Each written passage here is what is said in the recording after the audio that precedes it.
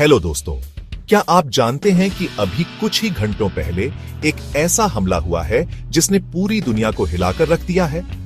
एक देश ने दूसरे देश के न्यूक्लियर और मिलिट्री बेस पर सीधी स्ट्राइक कर दी है और इस बार मामला सिर्फ चेतावनी का नहीं बल्कि युद्ध के ऐलान का है।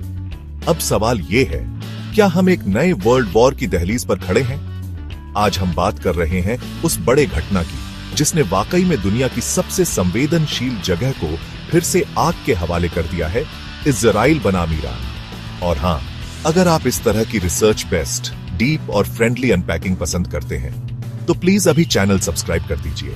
ऐसा कंटेंट मिलता रहे, इसके लिए आपका सपोर्ट जरूरी है।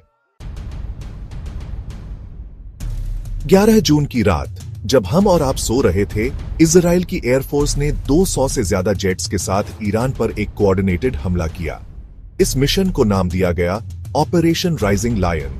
तकरीबन 330 फाइटर बॉम्बर्स और स्पेशल ऑप्स ड्रोन ने रात के 3 बजे ईरान के इस्फहान, अराक, नतांज और पर्शियन गल्फ के पास के इलाकों में टारगेट किया, जो ईरान की न्यूक्लियर फैसिलिटीज मानी जाती है। वहां मौजूद कय्यूम नतांज प्लांट, जो एक high grade uranium enhancement site है, उसे सीधे टारगेट किया गया।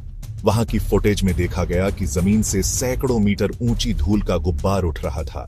तेहरान के लोग नींद से जागे नहीं बल्कि धमाकों से उड़े। मीडिया रिपोर्ट्स के मुताबिक उस दौरान तेहरान में 14 जगहों पर सायरन बज उठे, एयर डिफेंस एक्टिवेट हो गया और लोगों को मेट्रो स्टेशनों में छुपने के निर्देश दिए गए।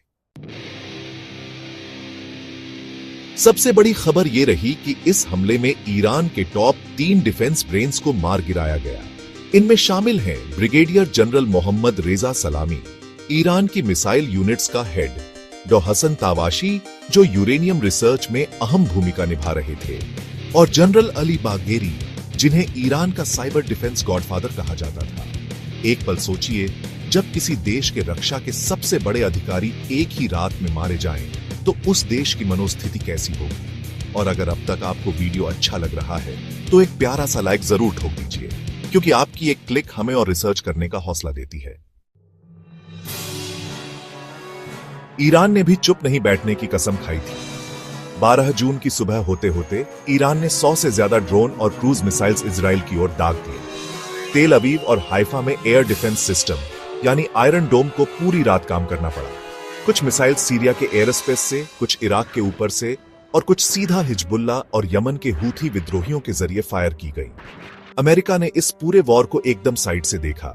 उसने केवल स्ट्रॉन्ग कंसर्न जताया और अपनी आर्मी को बेस से बाहर न निकलने का आदेश दिया। तो अब आते हैं असली मुद्दे पर। आखिर इजराइल ने यह हमला क्यों किया? दरअसल पिछले 4 महीनों में कई इंटरनेशनल एजेंसियों की रिपोर्ट्स में सामने आया था कि ईरान अब मात्र कुछ हफ्तों की दूरी पर है परमाणु हथियार तैयार करने से। आई यानी इंटरनेशनल एटॉमिक एनर्जी एजेंसी की एक रिपोर्ट में कहा गया कि ईरान ने 60% से अधिक यूरेनियम स्टॉक कर लिया है, जो वेपन्स ग्रेड स्तर से केवल एक कदम दूर है। इजराइल के लिए यह एग्जिस्टेंशियल थ्रेट था। उनके प्रधानमंत्री नेतन्याहू ने कई बार कहा था, हम ईरान को परमाणु ताकत नहीं बनने देंगे, चाहे जो हो जाए। और अगर आपको इस स्टोरी का विश्लेषण और उसका यह अंदाज पसंद आ रहा है तो प्लीज अभी सब्सक्राइब जरूर कर दीजिए। यहां सिर्फ खबर नहीं, उसके पीछे की परतें खोलकर बताई जाती हैं, और वह तभी मुमकिन है जब आप साथ चलें।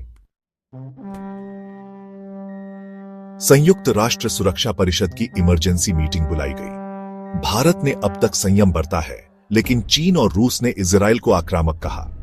तेल की कीमतों में 9% उछाल आया है। सऊदी अरब और ओमान ने अपने राजनयिक मिशन बंद कर दिए हैं। अमेरिका के पूर्व राष्ट्रपति ट्रंप ने इसे बैड टाइमिंग बाय इजराइल कहा है। सिर्फ सैन्य विश्लेषण करने से तस्वीर पूरी नहीं बनती। ईरान में अब तक 117 नागरिक हताहत, जिनमें 37 महिलाएं और 19 बच्चे हैं। तेहरान के हॉस्पिटल्स में ब्लड की कमी हो रही है। साइकोलॉजिकल ट्रॉमा बढ़ रहा है। हजारों लोग शेल्टर में हैं। बच्चे डर के मारे नींद में चिल्ला रहे हैं। और अगर आपने अभी तक कमेंट नहीं किया है तो नीचे जरूर बताएं, क्या आपको लगता है कि इजराइल का हमला जरूरी था या ये एक खतरनाक उकसावा? अब असली सवाल उठता है, व्हाट नेक्स्ट? क्या ईरान सीधा हमला करेगा क्या हिजबुल्लाह इजराइल के अंदर कोई हमला करेगा? क्या ये वॉर सिर्फ 2 देशों तक सीमित रहेगा या पूरा मिडिल ईस्ट खींच लिया जाएगा? यहां पर भारत की भूमिका भी अहम हो सकती है। भारत दोनों देशों से जुड़ा है, कूटनीतिक भी और ऊर्जा आपूर्ति के कारण भी। तो दोस्तों, ये थी आज की रिसर्च और एनालिसिस।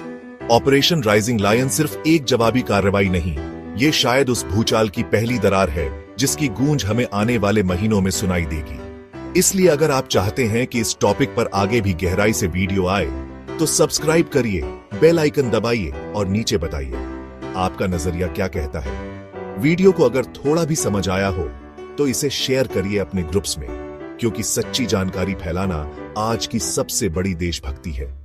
जय हिंद।